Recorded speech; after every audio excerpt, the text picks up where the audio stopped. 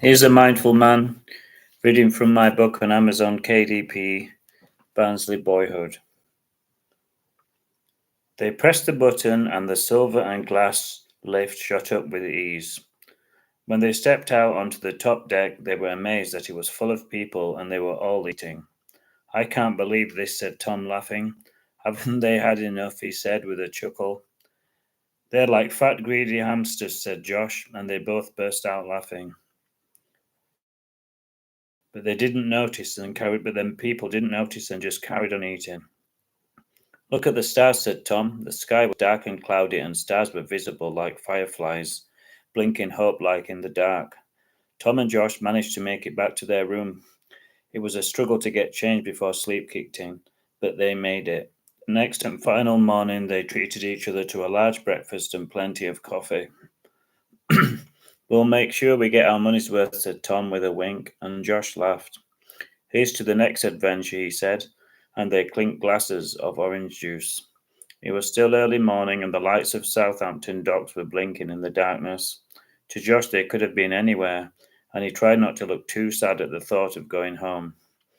Before they knew it, they were in a taxi heading for the train station. Tom looked through the window at the tired-looking people walking to work, and he didn't envy them. Josh dozed in the back seat. It was nice to be coming home in the late summer, Tom thought. Winter was a time he didn't look forward to. In fact, he dreaded it. This reminds me of a song, thought Tom, as the train sped through the tunnel, with a dozing Josh beside him. From a car to a ship to a train, Tom said, amusing himself. We're definitely living the dream, he thought, and he looked down at the sleeping Josh and smiled. The closer they got to home, the more the clouds gathered and the sky grew darker. Spots of rain on the window woke Josh, and they both looked lost in their own thoughts and memories. Finally, they arrived home. The kettle bubbled and everything returned to normal. Dad, Josh said, when will the next holiday be? When we get more money, said Tom, but he wasn't sure when that would be. His meagre pension barely kept them going. One day you'll have to go to work, he said to Josh. This was news to Josh. He'd never thought of working before. Although he had helped Tom in the garage, he wasn't lazy, but this was troubling news to him. He had no idea what he would do in the future, and it worried him to even think about it.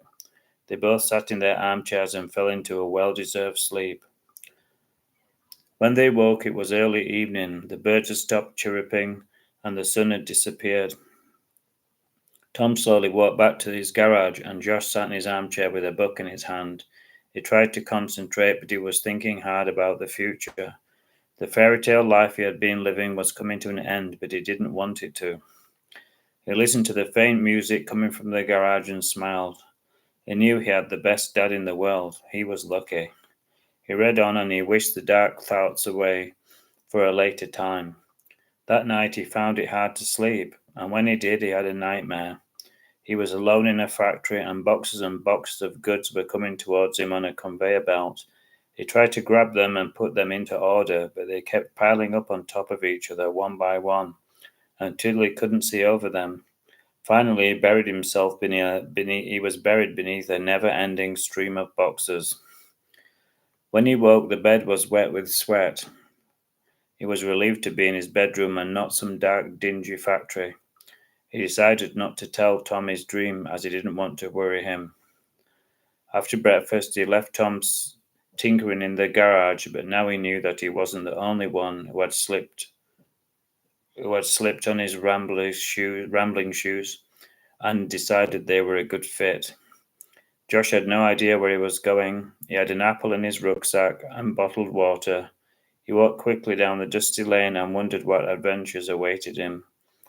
Cars sped by, driven by sorry souls going to work, he thought. They didn't have the freedom he had. He knew it wouldn't last forever. Like sand, it was slipping through his fingers. He munched on his apple and daydreamed as he walked along. Before he knew it, he'd gone further than he'd expected. He was surrounded by high privets that he couldn't see over. It was like being in a maze at Hampton Court. At first he found it amusing, but then he felt like he was in a trap. He carried on walking and hoped that he'd come to more open ground. The sun was beating down and he was beginning to sweat.